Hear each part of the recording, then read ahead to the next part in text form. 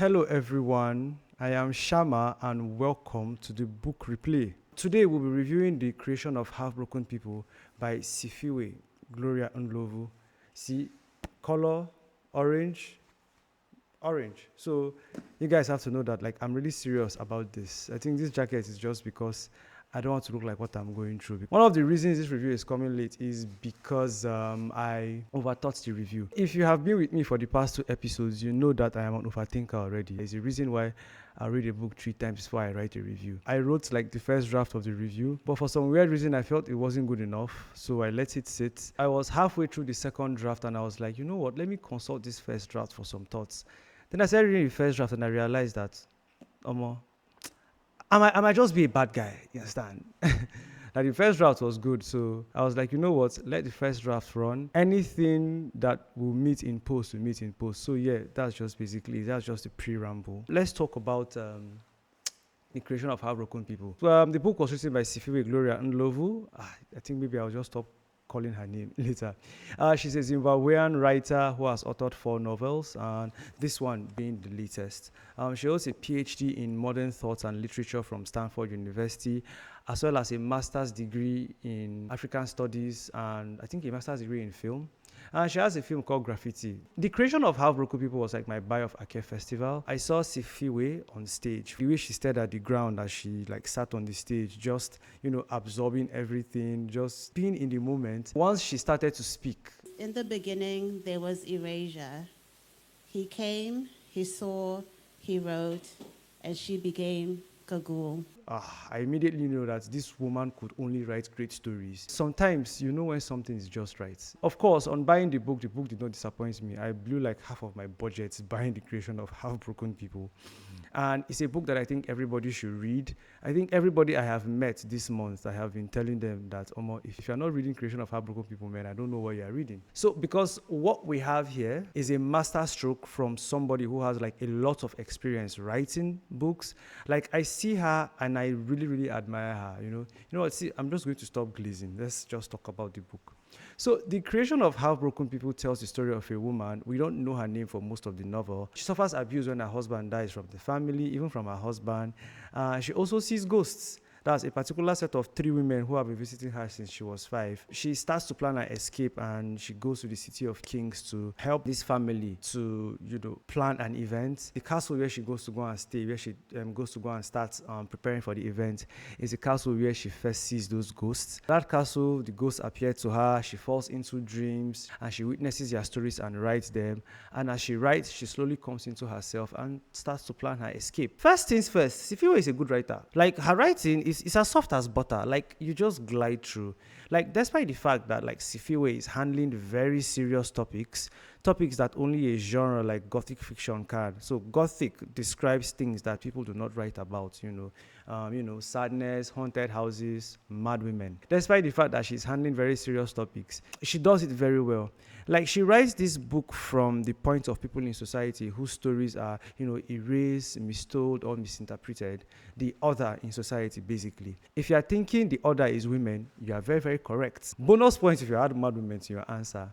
So at my first read of this book, I did not have enough context to understand what she was writing. But what rings through me then was the quality of the writing. I cannot stress how good the sheer arrangement of words inside this book is. Just the way she puts one word in front of the other is already masterful.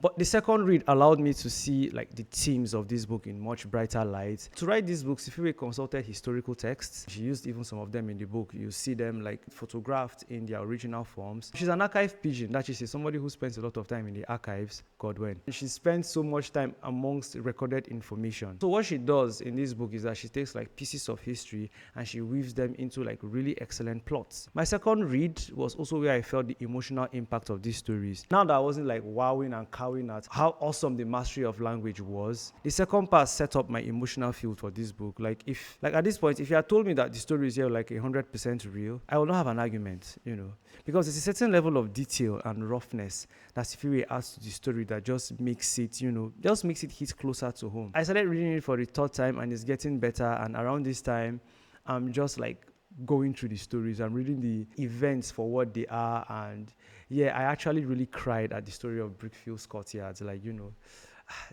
You guys, me, I like love. Oh. I don't know why love doesn't like me in this life. So one of the things I like about this book is that on subsequent reads, this seemingly straightforward story that seems on first glance like it's just somebody who can write beautifully actually has gems to unearth.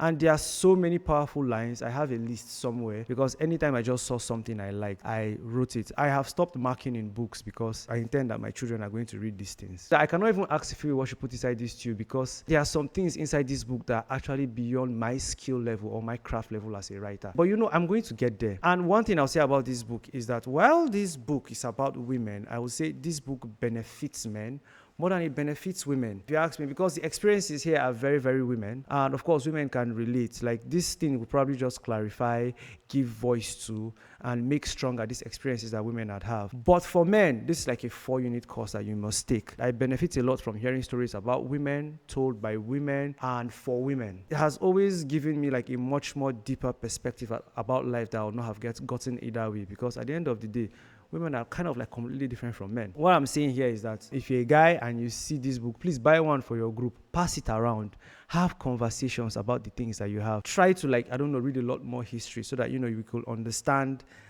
those stories that are not told, those stories that we think are strange. We need to do that.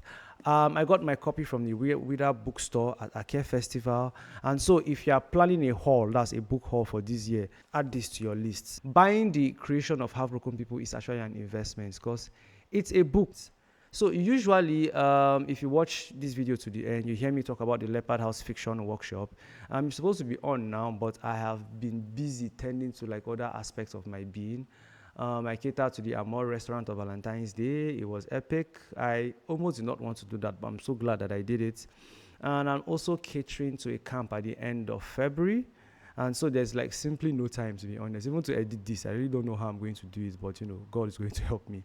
In March, I'll be undergoing a small retreat so that I can finish a project that I've been working on. So yeah, you guys put me in your prayers. But if you cannot wait for the Leopard House workshop, you can check out the Lolway class facilitated by Troy Onyango. Now, I took that course and it changed my life, and I think that it will change your life.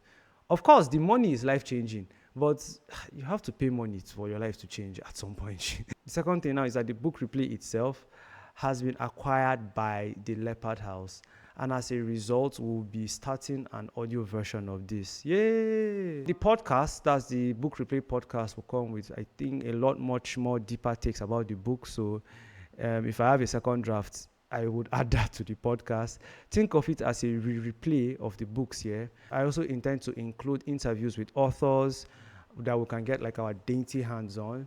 Just more book discussions with other people so that you don't always have to hear my voice all the time. And one of the reasons why the podcast is also coming up is that I understand that a lot of us do not have time to consume videos. And I'm so sorry about that.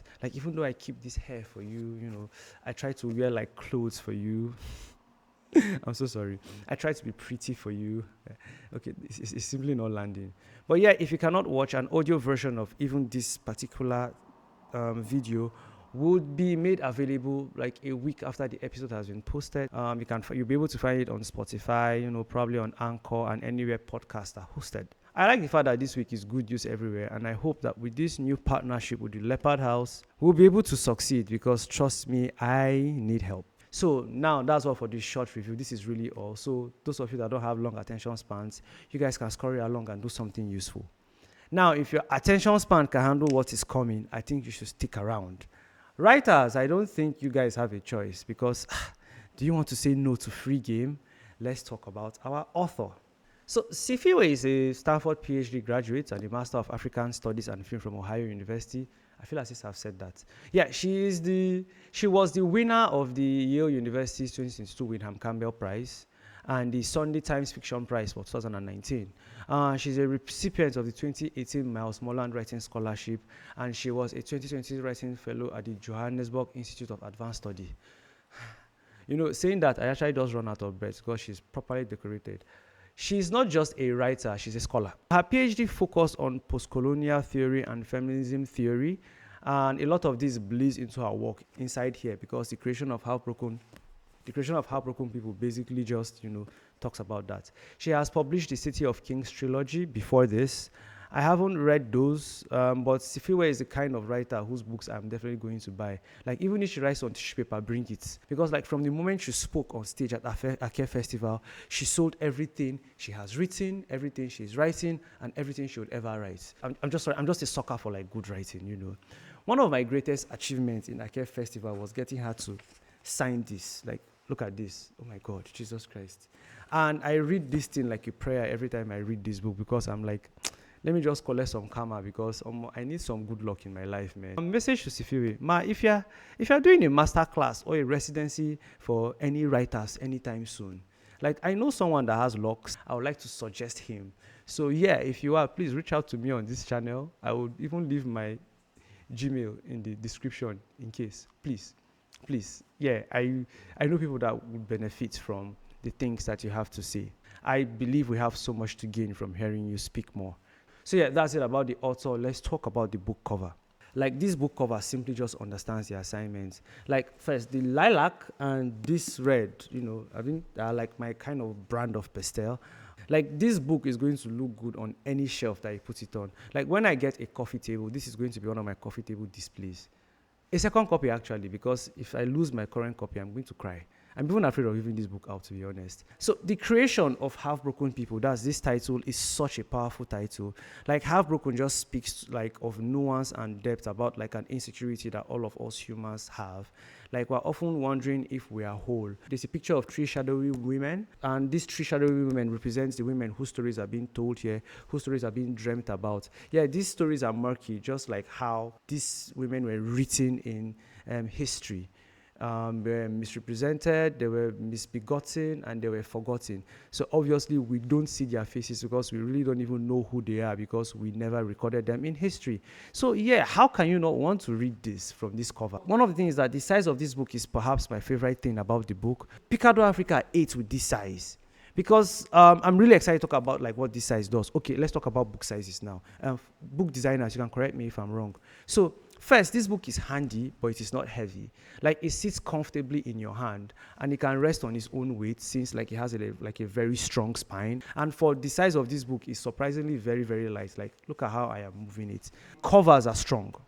When I was traveling back, they put this book in some positions that I didn't like. I think the person folded the book like this because because when he was wrapping the other books, this was the biggest one. So the book folded like this, but you almost cannot see any damage here. So this is like really good quality material, money well spent. Like, the money I spent on it is actually really justified for the quality of this print and the quality of the paper. This book is so big that personally I cannot even lose it, because if I take this book somewhere and I'm leaving that place and this book is not in my bag, I will know. You go feel it for hand now. You go feel it for your shoulder. But I think the main point of this size is how like this book, how the size changes the reading experience. Siphiwe packs so much into her lines. Whenever you read this book and you read again, or you think about what you have read, it sort of expands. You know, the story sort of expands. Her lines take on new meaning with each rereading that you do. It's not as if you understand the story better, but with the more information that you have, that line actually sort of like changes. When you look at it from a different perspective, it sort of changes. Because remember,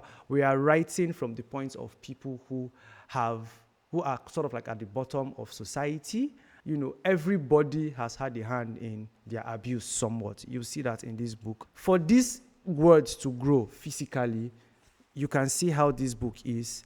There are several, like the letters are spaced wide, so it is easy for you to glide across them.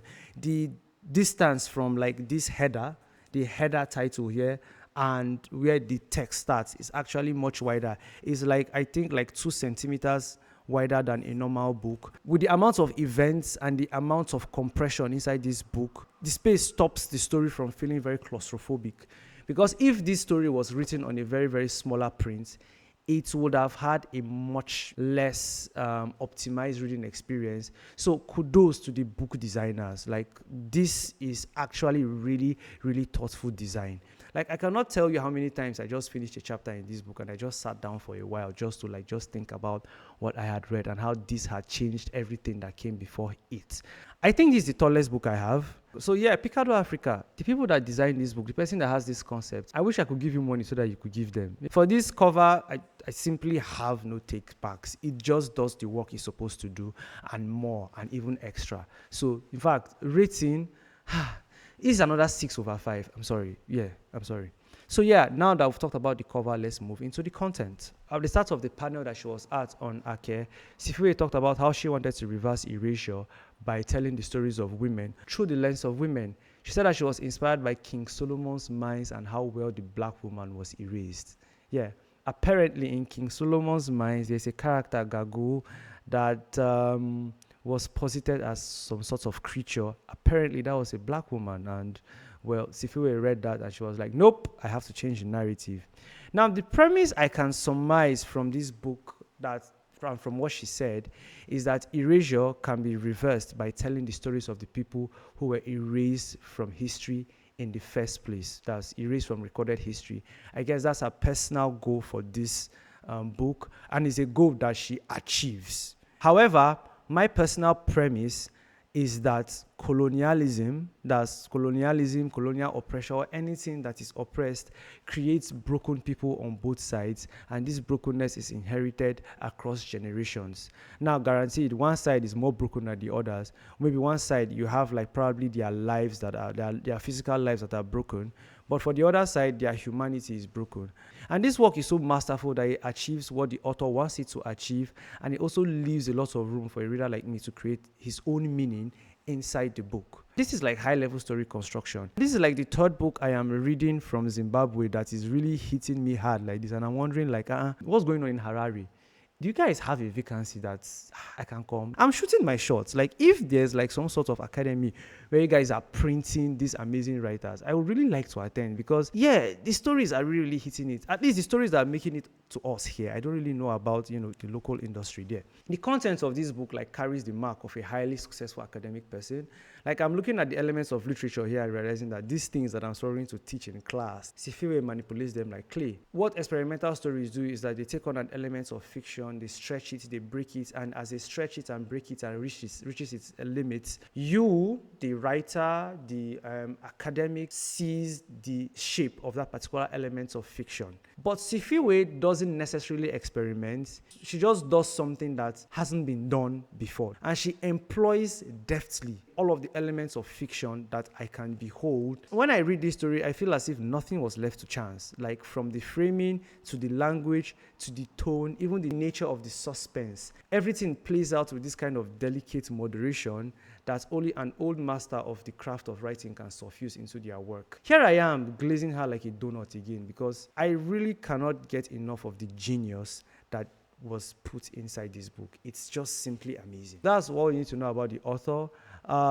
If you have any more information about Siphiwe, if you know anywhere where she's going to be at in this world that is close to Nigeria where I am, I'd really like to be the first to know. So, of course, you've heard stories from white men, white women, black men. You've even heard stories about children. But how many stories have you heard from black women? Especially, how many stories have you heard from dark-skinned women that are from Africa? What can you say about them? What can you say about their lives? What can you say about the contributions they made in society, especially in the past? Especially before I stepped into, studying feminist theory and, post-colonial theory, I really did not used to consider, dark-skinned women in history. I mean, I knew stuff about the Aba Women's Riot. I knew about Funmilayo Ransom Kuti. What I'm trying to say here is that dark-skinned African women are largely forgotten in our history, except for when something unfortunate happened to them. That is why our narrator in this story is an anonymous woman, because at the end of the day, we are starting from anonymity into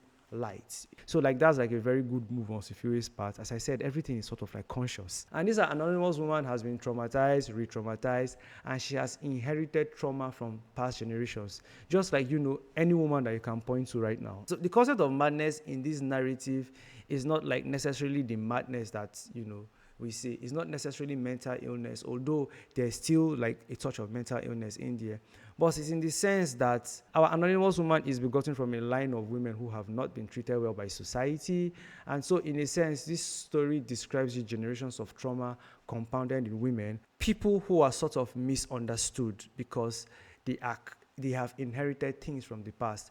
We can see throughout this book, there's the concept, there's a motif of silver wings, which I still don't understand what it symbolizes, because to be honest, my research did not reach there, really.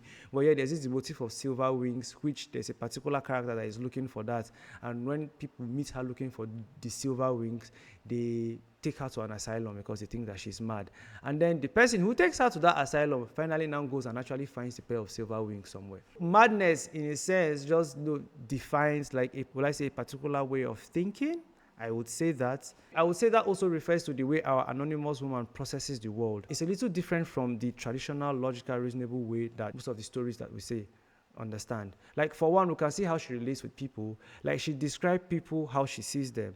Like, you hear stuff like the woman with the white dress, the woman with the laughter, the woman with the sensible shoes. She refuses to remember your name if you've broken something inside her. It's like she literally deletes your name from her head. Her mother, who has traumatized her time and time again, remains my mom throughout the stories that she tells. Even though, like, she sees this woman for who her mother truly is. Here is a line that she says about her mother.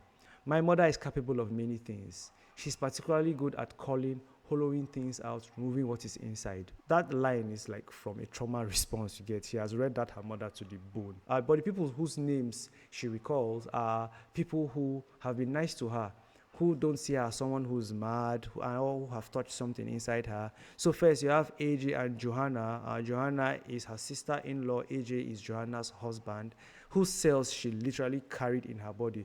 Like, that intimacy makes her know their names. Her husband, John B. Good the Ninth, she knows him because, of course, they've been intimate. And then you have Daisy, Alfred, and Stevens, the service people at Holden Guard Castle, where she goes to, for a very expensive writer's retreat. Because of this madness, our anonymous woman is particularly astute in the way she describes people. And so the nature of her madness sort of like justifies the clarity, character and description that this text gives us. Choosing this character to narrate this story, a very, very great choice. The character who narrates your story, you choose them purposefully because of what they can bring to the story, because of how they can help you achieve that. And the anonymous woman really helps Siphiwe achieve that. We will see that when we discuss, language, tone, and style, and, structure. One thing that I notice in the narrative, we don't really get to process what happens to our anonymous woman in that logical, normal manner and that clear-headed manner that we expect in stories. So what happens to her, the events sort of like filter through her consciousness, and it is narrated to us as if it is experienced through a cloud. Siphiwe does a lot with it. She's able to bend that narration, she's able to pace the story, and she's able to conceal information in plain sight in a way that when you take the story over and over and over again, you sort of understand our narrator's perspective, and then you now sort of understand how you would process this information if you were to tell that story. It's really beautiful, and it just sets me doing a lot of mental work that is really, really enjoyable because of how delicate like these things are handled. Siphiwe treats us delicately, so even when we are treating ourselves to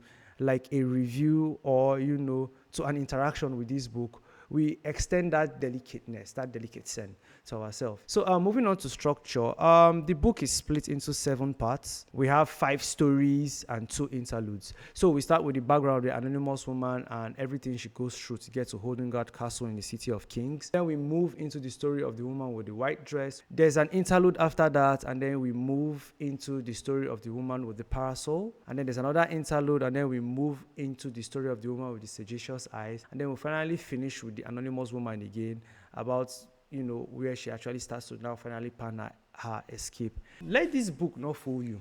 It looks big in my hand, but it is shorter than it looks. The structure makes it very easy to read. You have chapters that are like 500 words and 3,000 words. So it is very easy for you to pace yourself. Pacing of this book is simply godly. When I read this book, when I look at the structure as I read, I realize that there's so much more that she could have said about a particular thing, but she just whittles it down to the essentials. You are left with this taste in your mouth that makes you feel like, I want to eat more of this. You get, like, I always want more of her stories. Like, there is a particular story here that I wish she would expand into a novel. And if she's down, said, maybe I'll just write a sequel, just fan fiction. We should start writing fan fiction, guys, because I really cannot be asking everybody for sequel. And one of the things I realized that I did not have to do in this book is that I did not have to double back to verify the incidents. It was very easy for me to recall everything that I had read before, because it doesn't really happen for every story, but this happens here because of the subliminality of the writing.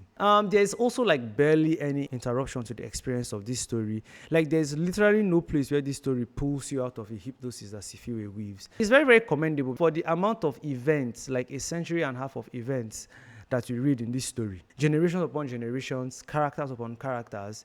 It is highly commendable that there is nowhere this hypnosis breaks, because I just read the story and I realize that, oh my God, okay, I have read a lot of things.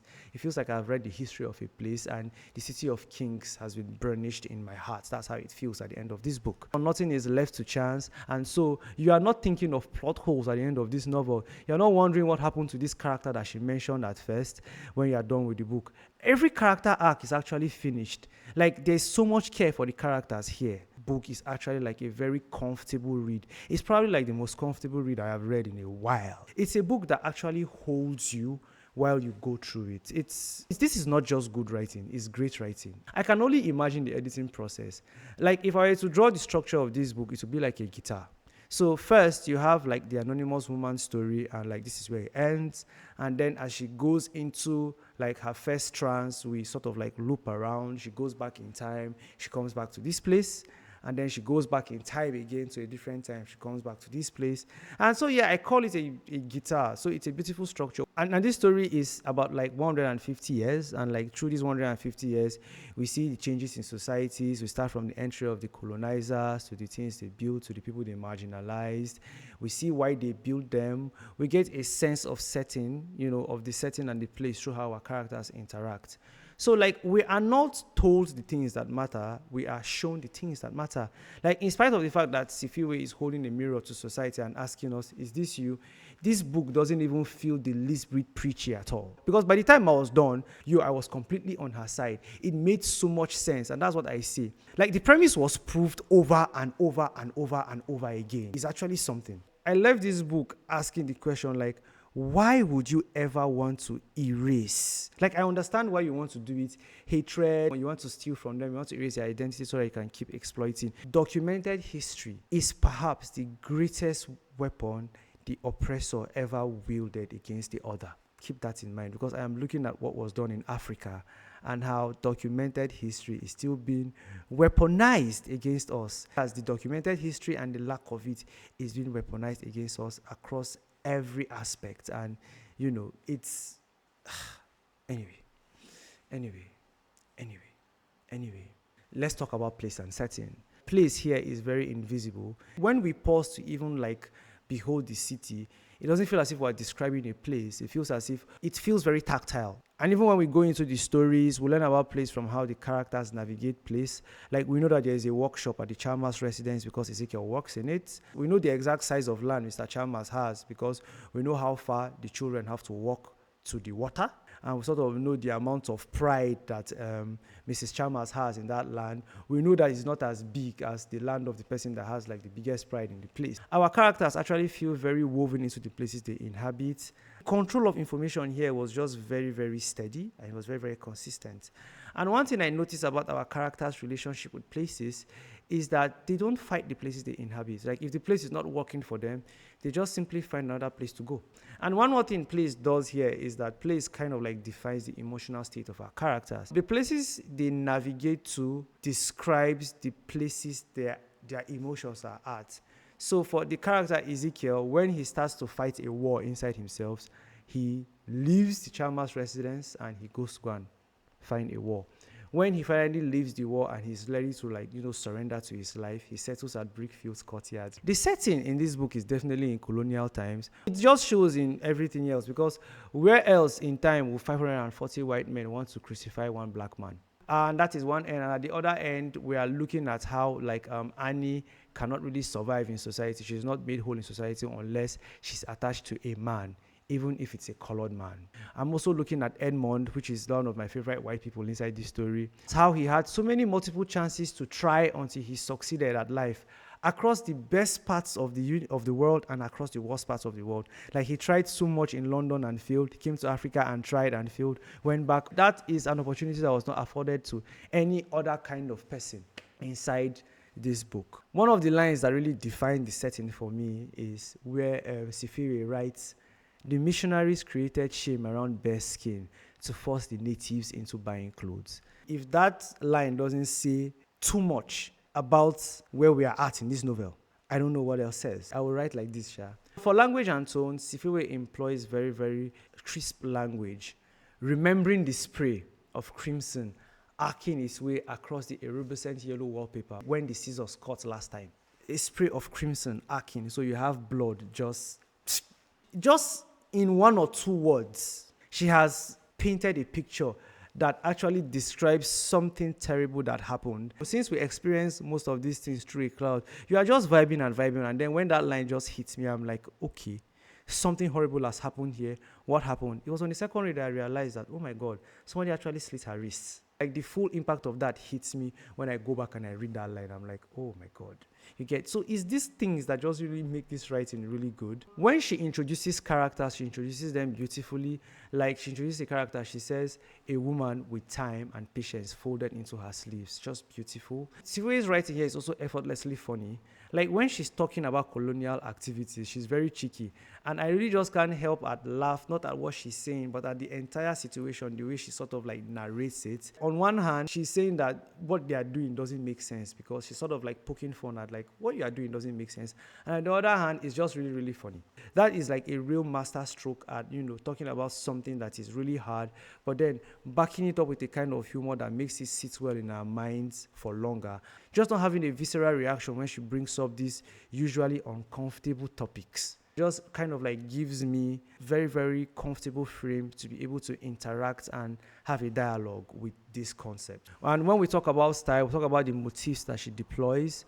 And these motifs continually remind us of like the state of mind of our narrator, how she describes the characters, how she uses like these motifs to spare us the gory details of things that happen. And there's this constant thing that happens where the story sort of jumps forward and leaves a hole. And the hole is not like an uncomfortable hole. It's just like a hole that you're like, oh, something happened here. But, what is happening right now pulls you in so much that you forget about what you don't know, because there's really like a lot of information that sort of like hints at what happens. And then later, some other time of the story, we meet a character that was there when that thing was happening, and the character says something that just sort of like marries everything together. You just realize that you have been given so much information that you did not know that you were giving this amount of information. It's really something that I would really like to learn how to do. I hope I can practice enough to be able to do that in my stories. So yeah, that's the thing that happens with style. And since our narrator is dreaming, it definitely feels as if we're walking through padding in this story. When we read about the anonymous woman's experience, like her own personal experience anyway, it is much rawer than her dreams. You can see that in the text, in the sense that when we are reading about what she has experienced, we see blood and we are treated to like graphic depictions of this blood sometimes. But when we are reading about the other people and what they had experienced, we don't see where the man who is bleeding in an alley, we don't see where he's bleeding from. There's that to also note. I just, small things. Even when suspense is delivered in this story, it feels very natural, because, the suspense is delivered according to the mental shape of our narrator. When information is withheld or delivered, it never feels contrived, it never feels forced. You don't even know that you are stepping into a suspenseful moment until it happens, and you're like, oh, that was suspense you're building at. Because on the second read, I now realized that there was a lot of suspense inside this place. There was a lot of build-up to things that I did not even know they were being built up. See, second sight is something. I found that I let Siphiwe lead me, because from like the first 6 to 10 chapters, I already trusted her that she was never ever going to lead me astray. So, there's that. This book is actually about trauma, but it is not a traumatic read. Like, while I was reading this book, especially the first time, I was busy hopping, stepping, and I was busy just screaming in my room like, oh my God, this is such good writing. It was at the second time that I was like, oh, okay. Some people see shege for this life. And, when people say African books are all about trauma and we invest a lot in trauma porn, I have like a few things to say about that conversation. So let me start. Why I don't blame, the African writing for having a lot of trauma is that trauma is kind of like the bulk of the experience that we have. A bulk of recorded history, a bulk of documented history is simply about the trauma that we have. It is being put into our faces, it is in our books, even when our history is hidden from us. When we start to go back to our history, the first thing we encounter is trauma. And to be honest, our fiction is not doing a very good job of interrogating these traumas yet. We are kind of still in the baby steps of writing our own stories. So please, first, forgive everybody if what they want to do is write trauma porn. 2, trauma is not even necessarily like a bad thing to lean into. Since we're still in the baby steps of, discovering our history, baby steps of, publishing our own stories, a huge chunk of our publishing is not written, is not published to heal us, or published to make us understand ourselves, but rather to project like an image of us, of our countries and the cultures down here to other people, just to keep that agenda, fresh. Because it is not done in honesty and is not done from our frame. The trauma stories just have something wrong with them.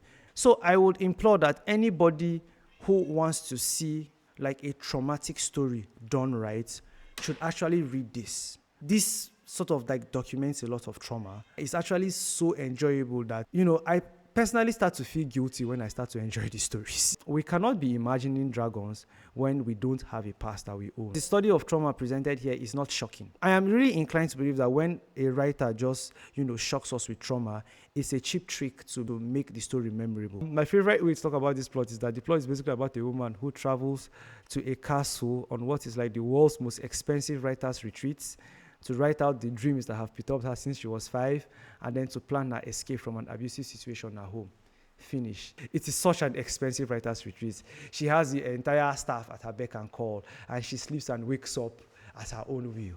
Goals. So for characters, Siphiwe weaves a colorful cast of characters. We're just going to talk about the 4 central characters that are important to the ethos of this book. So we're going to talk about the 4 women whose stories are told in this book. So we're going to start with the anonymous woman. So anonymous woman's story is the story of coming into being. So she starts out as an anonymous woman, and at the end of the story, we sort of know who she is. I think we know her name. I'm not sure because I didn't see her name, although they said that her name was mentioned there. I'm not sure. If you guys see her name, talk to me.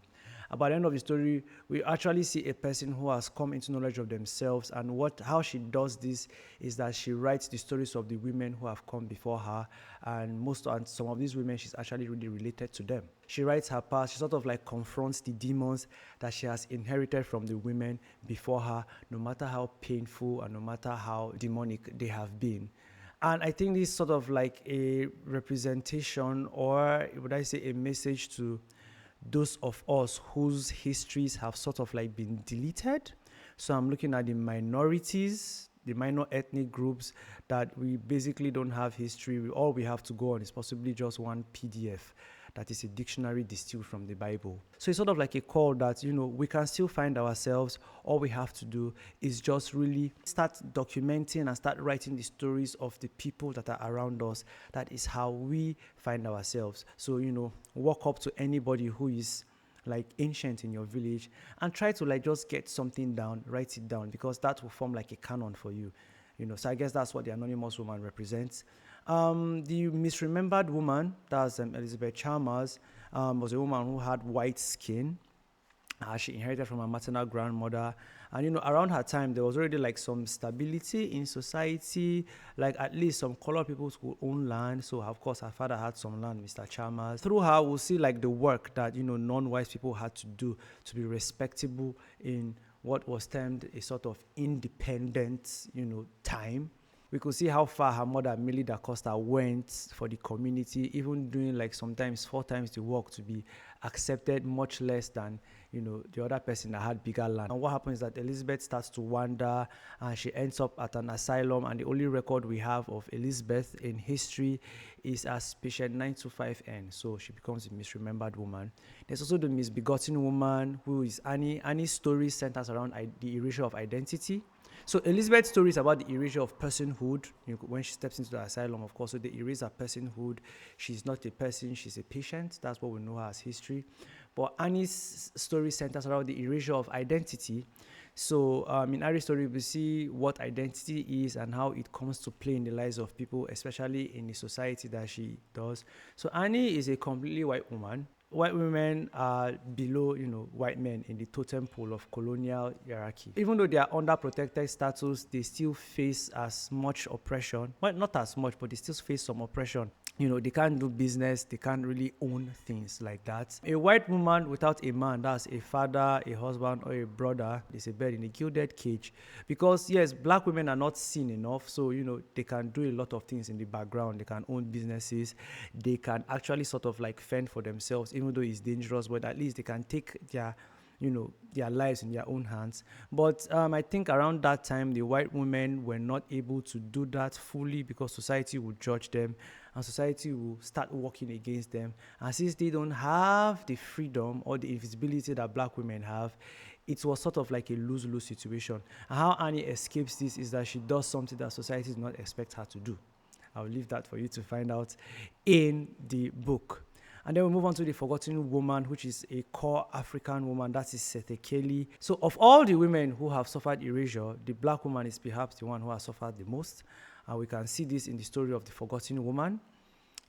She's literally forgotten, like nobody knows her, nobody even remembers her name. And she's the one that actually has the most interesting life. She's the one that has the most agency. She was the economic center of the place that she lived in. That's the place where colored and black folk were free to be in. This was outside the city of Kings because when the colonial people built their own city, they pushed all the black people out and like, don't stay with us. Go and stay wherever you want to stay, but you can come and work for us. Just sort of like how Abuja is built currently. Yeah, Shades Throne. As long as this forgotten woman, her name is Siphiwe Mahambi, as long as she was alive, the location, that is the place that where the colored people and the black people lived, the place stood. Nobody could knock it down. Countless regional district officers had come and try to knock it down, but she stood her ground and she wrote like all of the communiques and wrote all of the letters and said, you know what, you cannot take this place from us. One of the things that her story tells us that we see that the native women were actually really powerful. They were actually movers and shakers. You will not find them in histories because most of the stories we get about black women, you're looking at like Harriet Tubman. We see how they were traumatized, see how they were just victimized. Nobody really explains how powerful they were. And which is why whenever I read the story of Harriet Tubman, they're like, oh my God, she did this. I feel like they are stripping her of some power. She was probably like some big mafia boss that everybody was afraid of and nobody wants to report her like that. Because that's what Siphiwe was. Nobody could stand up to her. Nobody could chat shit to her. So through Siphiwe's story, you can get a nice profile of the social class during colonial times and you could feel the weight of it because she sat at the bottom. You could feel how much she had to lift to be able to protect her people and do the things that she wanted to do. And I respect Siphiwe in this book so much. If she appeared in front of me, I'll simply be a minion because, excuse me ma, use me as you want to use me. I am a soldier in your army. The last part of the book, still about the anonymous woman, just details how she escaped, and that's where we now sort of see who Daisy is, to sort of get a whiff of the other important characters that help our woman. So yeah. That's basically how it goes. So of course, the way I've narrated it is how the book is also structured and how the plot goes. So yeah, the characters are really nice. They're very well rounded. And I think because maybe they are drawn against a backdrop of real events, they feel very, very rough and detailed. And as I've said before, they feel very, very real. You get? So yeah, with the amount of information I have on these characters, I can write some very good fan fiction that will be passable. So now in this book, we tread so many topics deemed uncomfortable. And the truth is, I think we should be able to talk about this. We just need the right frame. So this book is actually very thematic because this is somebody who has a PhD, who has studied post-colonial theory and feminist theory. These themes ooze from every scenario, every paragraph. You know that, okay, this is what we are talking about. And so we get a kaleidoscopic view of, colonialism down in Southern Africa, oppression of women, racism, patriarchy, so much more that if I step into describing these themes now like this, we're probably not going to live here. But I'm obviously going to try. So I will start with the big grand poobah, which is colonialism. Colonialism only looks less teeth than it was. And it is only possible because of the control of information. And that is why books like this really help us blow the case open so that we can actually see from the frame of the non-victors how bad this thing really was. Because see, colonialism is not even good in any sense. Like, even for the people who instituted it, it is not good. It breaks everybody. The people who instituted colonialism lost their humanity because once the order that they had oppressed was not around, they simply created new orders to oppress because that was the only way they now knew how to survive. So it broke the humanity in them. A utopia is not a utopia if, there's really no humanity in it. When a humanity is lost, it affects every other thing the person does. Like, you start to see like a dip in quality of how would I say society is governed, life is governed, even in the way they treat themselves and the way they treat people. It basically stops being a utopia. So, let's think about that for a bit. See, one of the things I concluded here in this book is that there are two kinds of like palm-colored people. There are first the racists, the ones who don't like other races, and then there are the guilty ones. These are like the two ends of the spectrum. That is sort of like a consequence of the terrible things that the founding fathers of, these societies have done. Especially when like they have now created a history that can no longer be deleted. And as we now get like new frame for looking at these histories, the shame just keeps increasing and the guilt just keeps increasing. Feels a little bit like revenge, but let's not be vindictive. I'm sorry. I think one of the greatest slights colonialism did against community, and it did so much, but one of the ones that really touched me here was how like it destroyed human bonds. Like, you have sons unable to talk to their fathers, sons unable to talk to their mothers. You see that in the case of Ezekiel, and that's one of the things that makes him run away from home, because he was really comfortable at home. But when he now realized that he's a de Villiers and his father was also a de Villiers, he just really could not stand the disenfranchisement, he could not stand the dishonesty, and that really sets his life on a path it was not supposed to set. Throughout this book, we see how people continue to run from place to place, because you know what broken people do? They run away from things. And here we also look at oppression of the other, so mostly women, and what can I not say? Just read this book and you see the several ways in which women were limited, disenfranchised, and sort of like cut off from society. How they had no visibility. They were literally second-class citizens in those times. Patriarchy was one of the tools that did that, just the upholding of, the male ideal over whatever the woman had to say.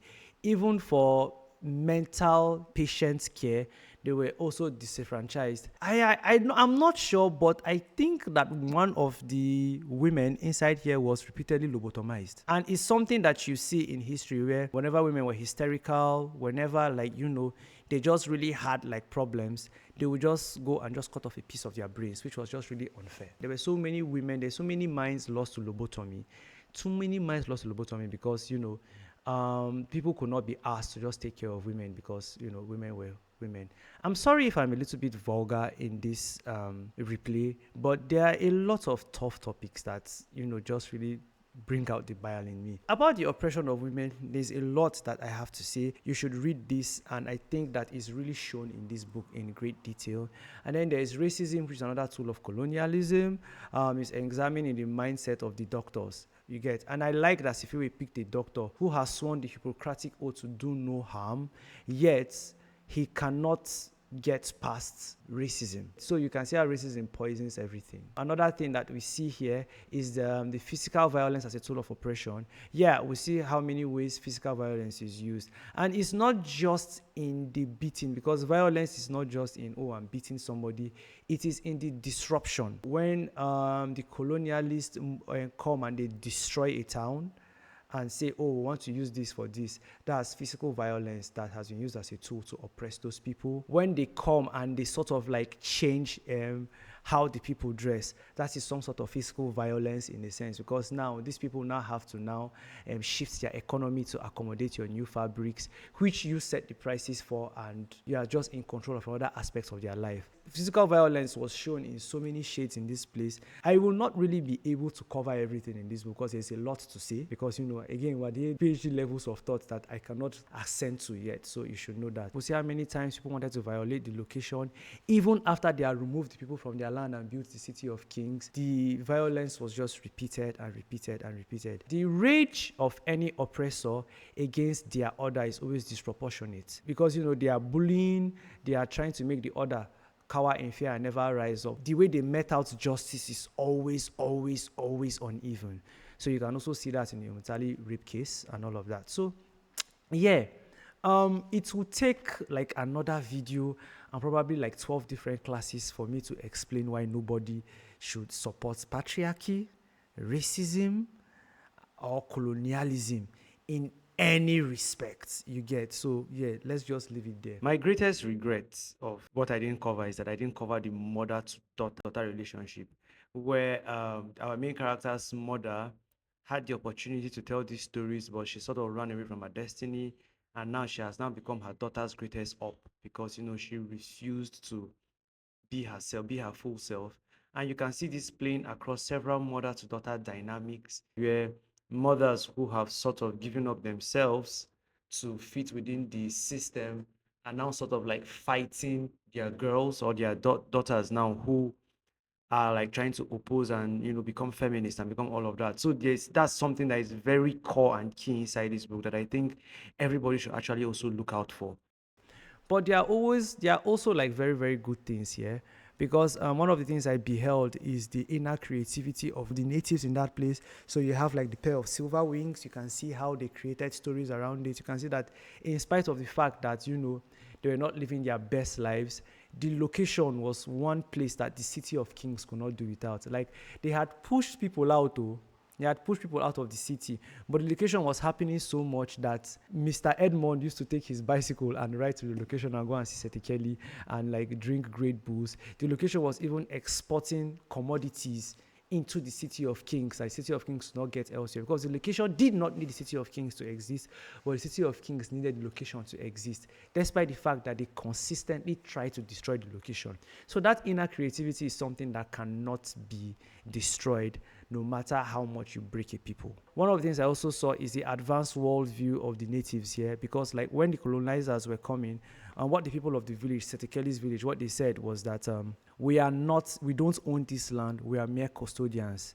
And these people will not understand, but what can we do? So what they did was that they burnt their village and took everybody outside. So it was when the colonizers came, and instead of like a war, they just came and they saw a burnt village and they said, oh yeah, let's build the City of Kings here.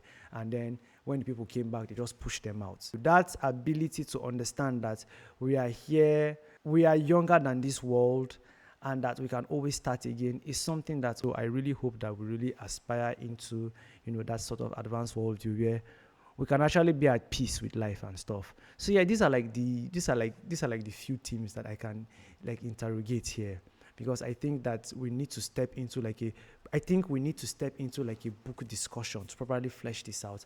And please, if there's any book club that is discussing this, please reach out to me at that month so that I would see how I can move things and make time there, because I would really, really, really, really like to discuss this book with more people and not just, review it and talk about it. I think the last part now is the literary discourse. So inside this book, there are references to other literature. Of course, you hear about King Solomon's Mines, which inspired that. And I think you should read King Solomon's Mines with this fresh perspective to see that it was, an attempt at erasure and rewriting what a white man's journey in Africa.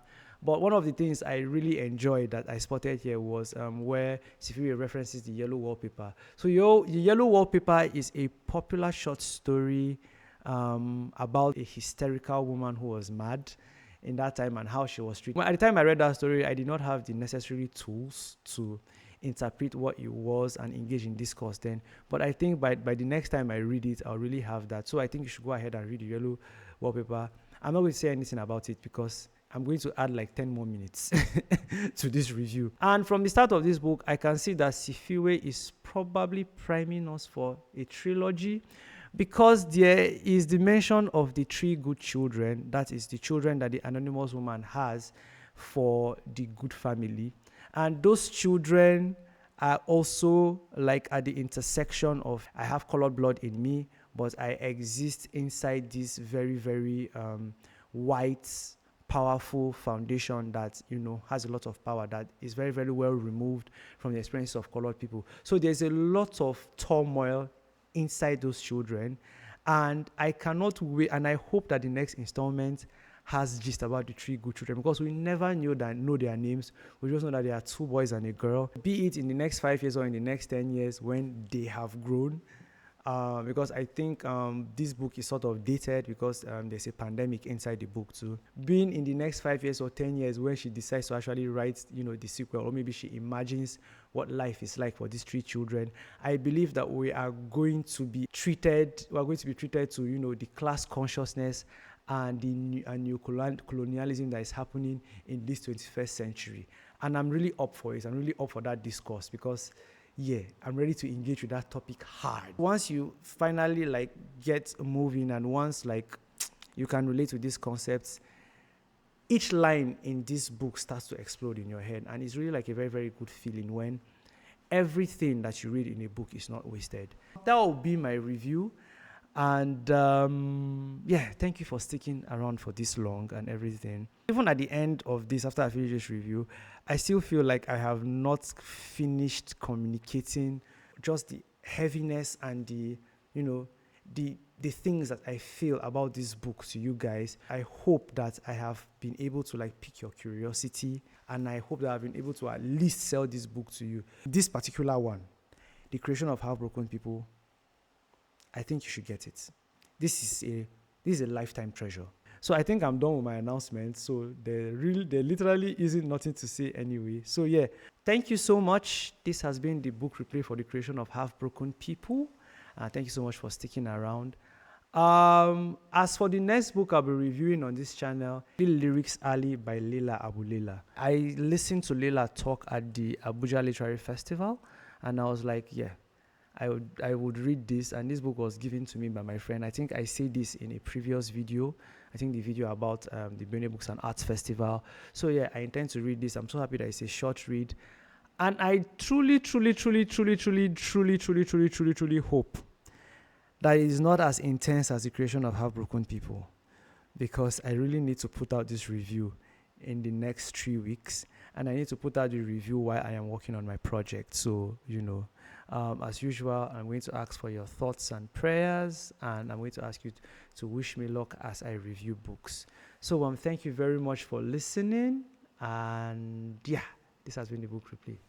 See you guys. Bye-bye.